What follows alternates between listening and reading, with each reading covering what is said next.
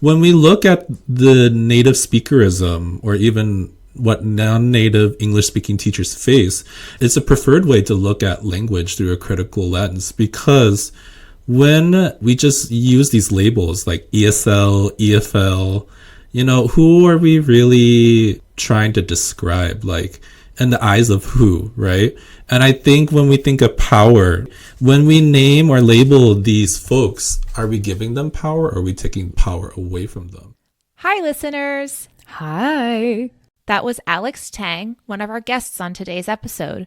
As you can tell from the clip, today's theme is embedded in ideas of language and power and the native speaker fallacy, the idea that the ideal teacher of English is a native speaker. Alex and his collaborator, Carine Saucillo, came on to tell us more about the issues surrounding these labels and the value we place on native English-speaking teachers versus non-native teachers. Just a light little topic for our first episode after our summer break. Yeah, no, we're not taking it easy, are we? Nope. Time to get back to it. So don your social justice caps. Kick into your critical lens. And prepare to reflect with us.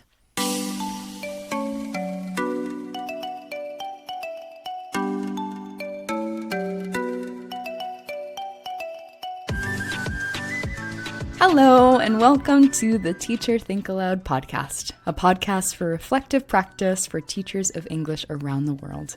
I'm your co-host, Shey. And I'm Anna. And here is today's dynamic duo, Alex and Carine. Hi, everyone. My name is Alexander Tang. Feel free to please call me Alex. So Alex Tang like the orange juice. I use he, him pronouns. I am currently a PhD student in the Department of East Asian Languages and Literatures at the University of Hawaii. Hi, I'm Carine Saucillo. You can just call me Carine. I go by the pronouns she and her. So currently I'm working as a practical research teacher at a senior high school here in Manila, Philippines. But I also work as a part-time ESL teacher at Enderun Colleges. So Alex and I have been working since in masters. And I've worked on this homework, and he was like, oh, you need to publish this one. And from there on, that's when we started working together. Oh, that's Right. Cool. What a cool coming together story. Yeah, I didn't realize that was how you had met. So, once Alex encouraged you to publish, how did that collaboration between you flourish? How did this work continue for you? As Carine said, we met when we were both doing our MA TESOL degrees at Seattle University in 2018. We took a whole bunch of classes together. Well, basically, we were like a small cohort. So whoever got into this program at Seattle University, I would say we were family. And I think it was when we took a sociolinguistics course together, right, Carine?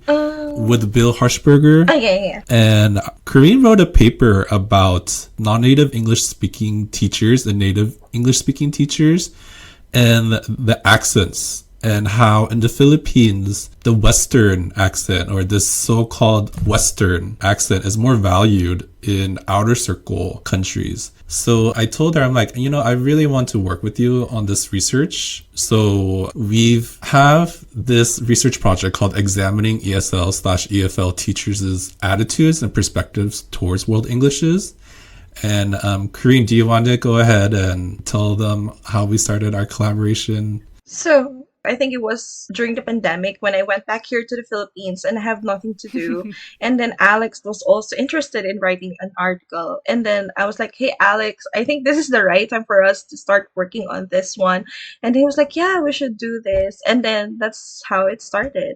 So for that paper, we're still working on it. I think we're just writing the final manuscript, but we've already gathered the data about it. Wow. Wonderful. It's so cool to hear about good things that came out of the pandemic, right? The spare time that many of us found ourselves with to make something as beautiful as a collaborative paper come out of that. Or a podcast. Really or a podcast, right? Yes. Okay. Yeah. Fun fact, listeners, in case you didn't know, the Teacher Think Aloud podcast was also born of pandemic-era creativity. It was. But also a long-standing relationship with each other as friends and colleagues, just like Alex and Carine. And you can really see how supportive and playful Alex and Carine's friendship and collaboration is through our icebreaker question. So we would love for you to choose one adjective that you would use to describe each other. Oh. Juicy, right? Tough one. Anna, we have to play with this too, I think, later. I'll go ahead. All right. Whenever I see Alex, I just can't help but think of the word fabulous. Aww. Did you just say fabulous? Yeah, because you're always like going beyond, still with the flair and with the grace. And I always keep on remembering RuPaul's Drag Race whenever I see you, because you're always talking to me about it. So that's the word that I would use to describe you. I'm a huge Drag Race fan. Yeah. Amazing. Good to know. That's a good one. Carine, I would say you're a very compassionate person. And the reason why I choose the word compassionate is because when we were in Seattle together, you always had a kind heart and you were always open to talking about more, even though class had already finished. And you're just like, are willing to continue the conversation. So that's how I would describe you. You're a very compassionate person and you're very hardworking. Sorry, I cheated. I chose 2 words, but you're a very hardworking person too. Those are such great qualities for collaborators. I'm like a little emotional after that. So sweet. They have such an admiration for each other. And I love that they have fun with it, What's the collaboration without a little fun? In this short introduction, Alex and Carine already touched upon some key words for our topic today. So the first thing we wanted to clarify with them were the definitions.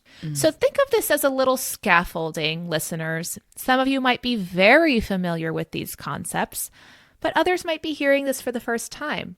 Let's start with world Englishes. So when we talk of world Englishes, we're talking about the different forms and varieties of English. And for me, that term is very problematic in a sense because you're creating this kind of like barrier or dichotomy between the standard English, if there is really a standard English, and the other varieties of English. So, yeah. Yeah, so the term world Englishes is just putting Englishes that are not quote unquote standard into this box, this receptacle where they're all kind of the same, they're in this bin together. That's not really celebrating their unique, wonderful qualities. It's just saying, well, these are other Englishes. They're different from the English that's taught in school, right? Or we want to be taught in school, and that's that's problematic. So with world Englishes, I think you're kind of like highlighting the standard English, the one that is spoken by the inner circles, making the other varieties inferior or substandard.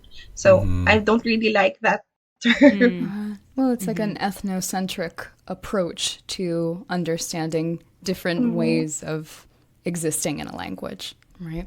What I've noticed in the TESOL field is that there's a shift in using the term world Englishes to global Englishes.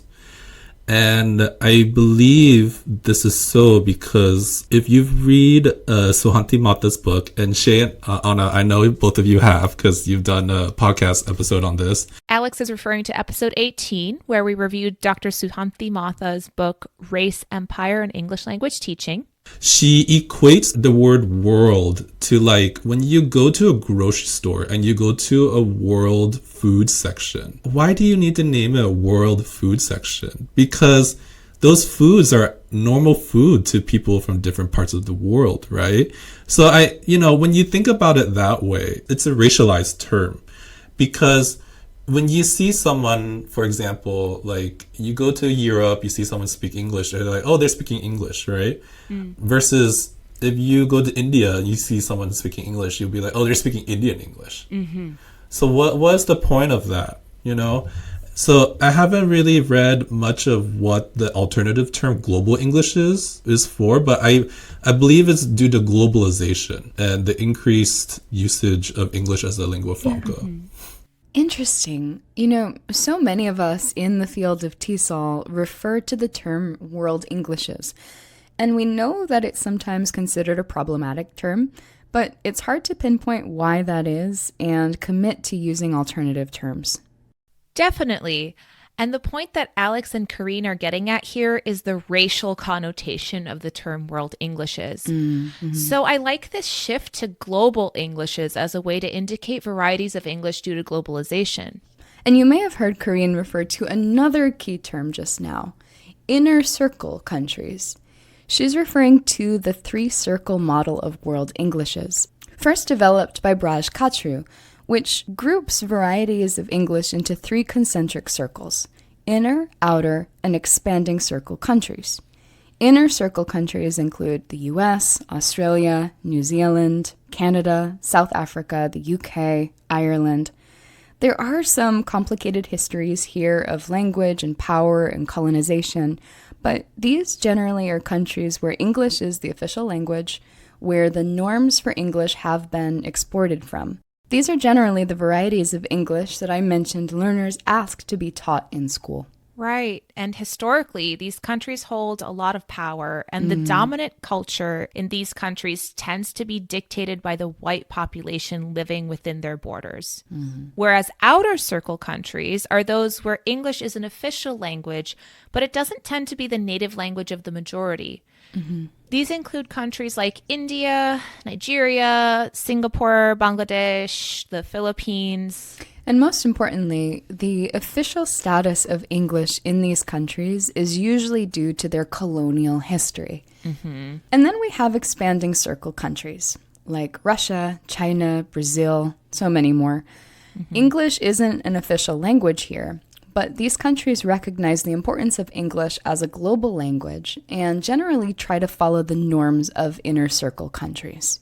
And so all of this discussion of world Englishes and the three-circle model ties into our conversation with Carine and Alex about non-native English-speaking teachers and native English-speaking teachers. Non-native English speakers are teachers who come from countries where English is not the primary language. So, for example, we're talking about outer circles and expanding circles. So, like Philippines, Singapore, Malaysia, Thailand, China. But when we talk about native English speakers, these are primarily from the Americas, from the Europe. So I think there's kind of like a blurry line for some people, because even though they are not coming from an English speaking country, but because they are Caucasian, they are European, they still consider them as native English speakers. So you want to add on to that, Alex? Yeah, so I think there is a concept of who the native English speaking teacher is. And I always bring myself back to how in Hong Kong, the Education Bureau actually has a scheme. So they use the British term scheme for program. They want native English speaking teachers to go to Hong Kong to teach English because they value the native speakerism of English. I think it really devalues those who are raised in Hong Kong, even though English is an official language, because of colonialism with the British. Those who are raised in Hong Kong, when they speak English, they have to always prove themselves. And I think that's part of the non-native English-speaking teacher struggle. For sure. Within the field of English language teaching, we're shifting to this, we have shifted into the use of multilingual learners because we're trying to sort of avoid this native speaker standard, this native speakerism. So are there some alternatives that we should be using? I was thinking of bilingual English speaking teachers or the multilingual, multicultural. I think that's much preferred than the non-native English speakers. I'm not sure if Alex heard of other terms. Yeah, so I think multilingual English-speaking teachers is acceptable. What's not acceptable is labeling non-native English-speaking teachers as second language English speakers and teachers. Because I've noticed in the research literature, a lot of the second language is being shifted to multilingual now because we want to see this from an asset-based approach and value the linguistic repertoires that we have within ourselves. And we're not limited to only one language, right? So I think it's, as Carine said, the bi/multilingual lens in describing these teachers is more of a suitable terminology as we I read this article yesterday and it's like, rather than a diverse world, we're in a super diverse world. So we should celebrate super diversity. Yeah, and the unique strengths that a multilingual English-speaking teacher or a multilingual teacher, celebrating the unique strengths that they bring to the classroom and the super diverse perspectives that really bring a lot of value. Yeah. There's a lot of power in the language that we choose to describe others, right? And so, for years we've been talking about needing to approach our student body, appreciating what they have to offer and the value, sort of driven by this asset-based perspective in our teaching, right? But we need to award our teachers and our colleagues that same respect. Right. So much power, yeah. And I really like the term asset-based you and Alex used there. By using the term native speaker, or target language for that matter, we're creating a comparison to an impossible standard rather than celebrating multilingual learners and teachers' assets, their incredible talents, and the unique advantages they bring to the table. Carine and Alex had a lot to say about that. They have so much to add in the classroom. I love having here's me using these labels that we're trying to get away from, right? Yeah. I love having a non-native speaking teacher of a foreign language I'm trying to learn because they've gone through the same struggle. They understand how to learn this language when they're teaching. They know within their teaching pedagogies what works and what doesn't work, right? I think in terms of perceptions, how they exist in the English language teaching world, they're not treated as well as native English speaking teachers from the inner circle. And these perceptions might differ depending on the context. Carine, go ahead. So for that one, I agree with Alex. Being a non-native English speaker, we have to constantly prove ourselves that we are qualified, that we know the language, and that the language we're using, the English that we're using, is also accepted. It's also correct. I attended this research conference just recently, and I love how one of the professors, one of our speakers, Dr. Dita of DLSU, De La Salle University, talked about it's not actually wrong if a lot of the speakers of that variety of English is using. It's just what we call an innovation or a variety, a feature of that language. But for other speakers, I think they would view it as erroneous or deviating from the standard. So with that, a lot of people are still not recognizing that there are other varieties of English. And that's the biggest challenge for us non-native speakers of English, that we have to prove ourselves, especially when it comes to accents and pronunciation.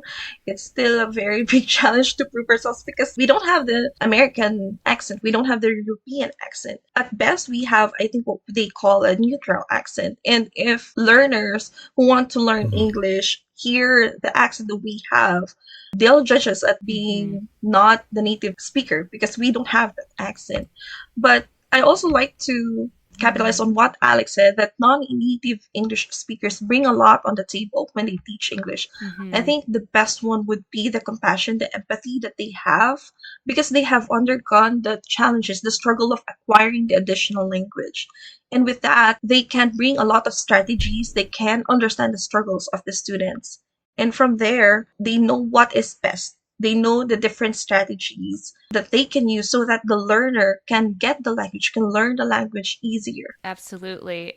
Often, in my experience, multilingual English teachers tend to be pretty good at teaching English or just any language where they have had to learn that language as an additional language. I've been taking Hindi classes for the last 2 years because my husband is from a Hindi-speaking part of India, and I chose a English-speaking teacher, someone who had to learn Hindi and Urdu from English, and that has been really great, not just for the purpose of the language, but also for his role as a cultural informant as well. And I know, Shey, you've had experience teaching Spanish as someone who learned Spanish yourself, right? So, I started learning Spanish when I was about 13, and then I married a Colombian man, and so my Spanish is, it's decent, we could say. And so for a while, I was teaching native English-speaking business people how to do business in Spanish-speaking countries. And it was really fascinating, really hard. But I think there is great use and facility in being able to understand what it is that a specific group of learners needs linguistically because you've lived it yourself, to say, like, hey, that's a false cognate. Don't go there.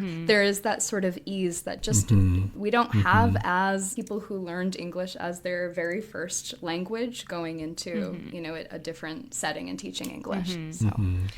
I also did want to make one more point.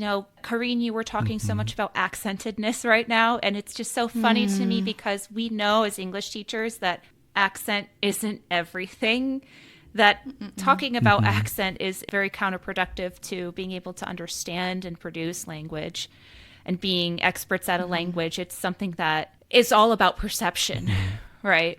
It's all about perception, which is why you're bringing it up. And so it's just really unfortunate that that is what people just see and use as kind of a way to filter their understanding of the quality of that English teacher. So thank you for sharing on that experience. Right. And Anna, if I may, I would love to share a personal story about these perceptions in different contexts. So Go ahead. I always speak from the Hong Kong context because that's where my father is from. And I remember one time I had returned to Hong Kong for summer break just because I didn't want to stay in Seattle over the summer. We went to a book exhibition and my aunt wanted me to approach someone and to use my American English variety to request something rather than her to use Cantonese or her Hong Kong English variety to request something. And I asked my aunt, I'm like, why do you want me to do this? And she's like, because they'll treat you better because you sound American and you're a visitor, so they'll get you whatever we want. And that kind of puzzled me because I was rereading this book chapter before we all started this. It's by Angel Lin and Suhanti Mantha, and it's titled Post-Colonial Desires for Colonial English. It just shows that even though we are living in this super diverse world, there is still this post-colonial desire for colonial English. And I still don't understand why. These expanding and outer circle countries are still longing, still desiring for an inner circle English speaker, right? I want to sound British, I want to sound American kind of. Yes. I want to speak this variety of English because it's considered superior in society's view. Yeah. It's just so weird because we should be valuing our multilingual abilities, especially when we look through the translanguaging lens. But yeah, there's still that desire, that post-colonial desire for a certain type of English. What an interesting example Alex's experience in Hong Kong is.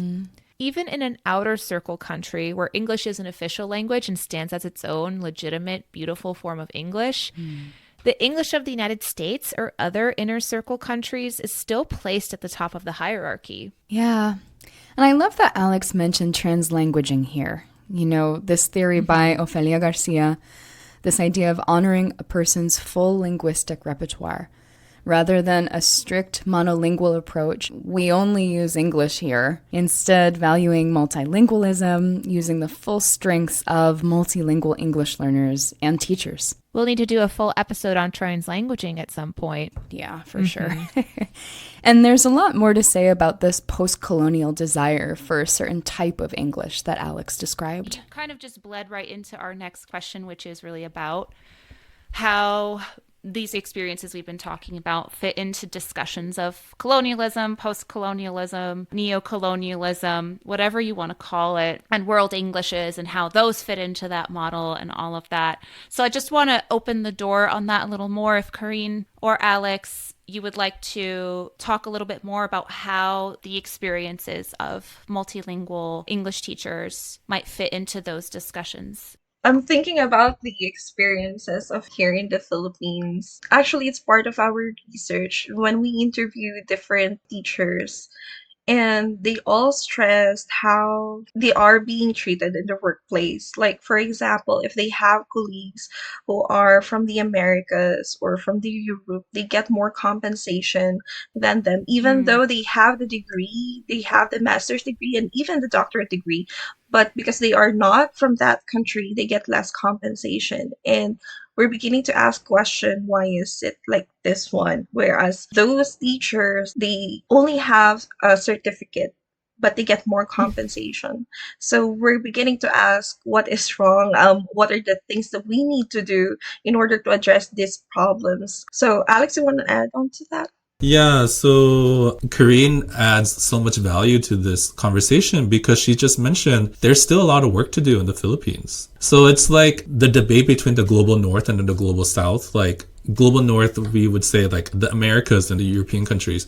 But like, how do we value the knowledge that's from the global south?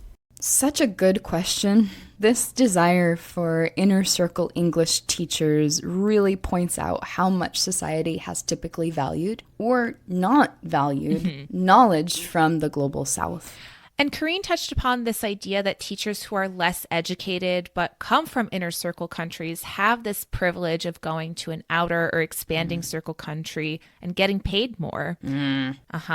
That ties back to this idea of the backpacker teacher we discussed in episode 17 on the benefits of formal TESOL training. It's maddening. The important thing there, I think, is not that inner circle teachers should stay away from teaching abroad, but they should always be conscious of whether they're taking a local English teacher's work from them. How can they be mindful of that? It's a tough line to walk, but I do think English teachers from inner circle countries can have an empowering role by valuing our multilingual colleagues' work and standing up for their value.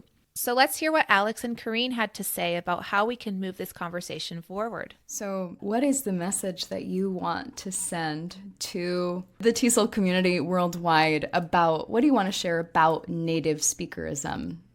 So I think we're doing a good job, but we still have a lot of work to do.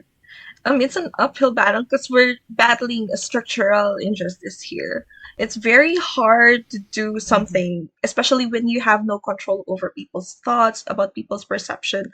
But it doesn't mean that we don't have to do about anything about it. We have to address this one, and it starts with educating people, creating awareness among people, even especially to our colleagues, people who practice the profession.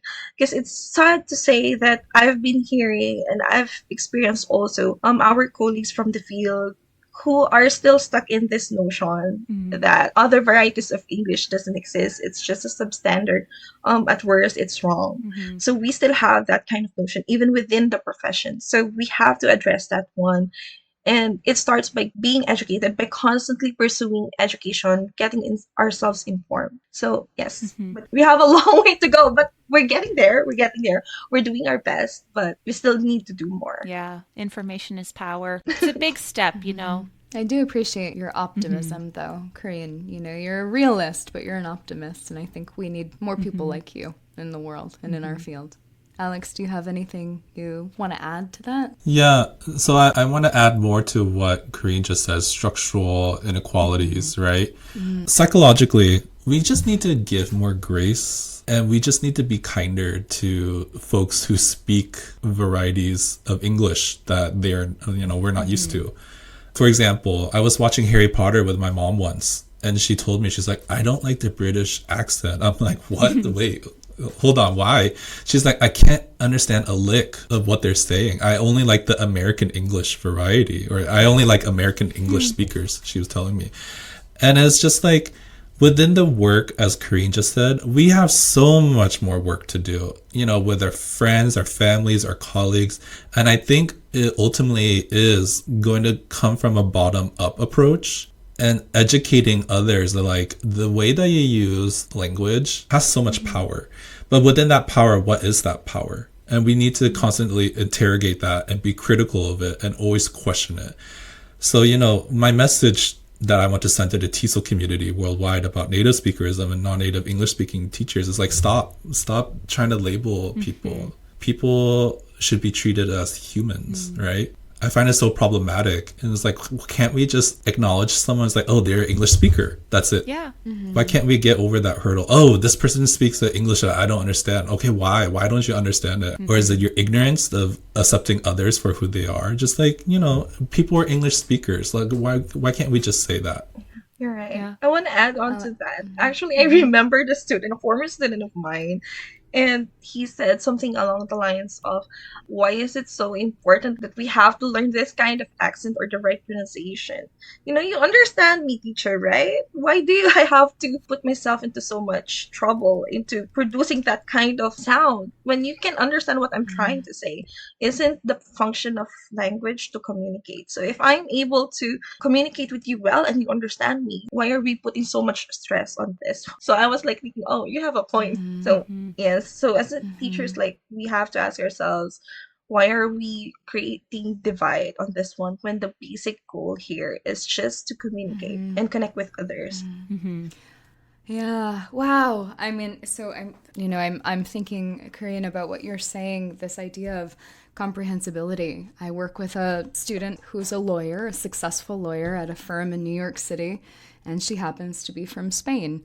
And for a while, she was really insistent and was like, Shey, just like help me reduce my accent, help me sound more American. And I'm like, bleh, I don't do that. Like, that's not a thing. Like, you'll have to find someone else, but like, don't even do that, please.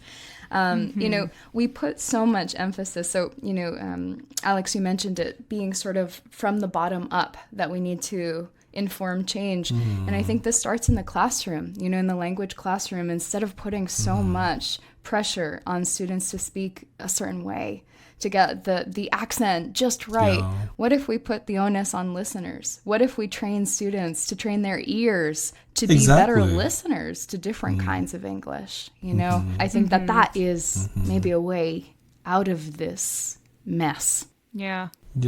We all need to be social and socialize with others. And just what you said, Shey, we need to give the onus, the responsibility, right, for listeners. And we should train them. Maybe we should all train them to be linguists or applied linguists in some kind of way. If only. Not everyone wants to. Wouldn't that be nice if everyone could be linguists? Yeah, though maybe a little nightmarish too. Yeah, it could get weird for sure. But I hope that through this conversation today, we can all reflect on what role we have in upholding this neo-colonial world order as it pertains to native speakerism and beyond. As Alex said, these kinds of changes come from the bottom up. So each of us can truly make a difference in shifting perspectives and attributing value to multilingualism and multilingual teachers. So we hope you'll reflect and share your ideas with us. How have you seen bias against multilingual teachers play out in your teaching context? If English is your first language, how will you use your privilege to stand up for multilingual teachers worldwide? You can share with us in a comment on social media or email us at teacherthinkaloud@gmail.com. We welcome your reflections, questions, and ideas. And while you're still here, we also welcome your contributions to our fall donation drive. Give a one-time or recurring donation or purchase some podcast swag at teacherthinkaloud.com/support-us. I can't not say swag like that. Of course. And if a monetary contribution doesn't fit your means at the moment, please spread the word to your teacher friends and colleagues. A little support goes a long way. Thanks so much for joining us on the Teacher Think Aloud podcast. And until next time, happy teaching and happy reflecting.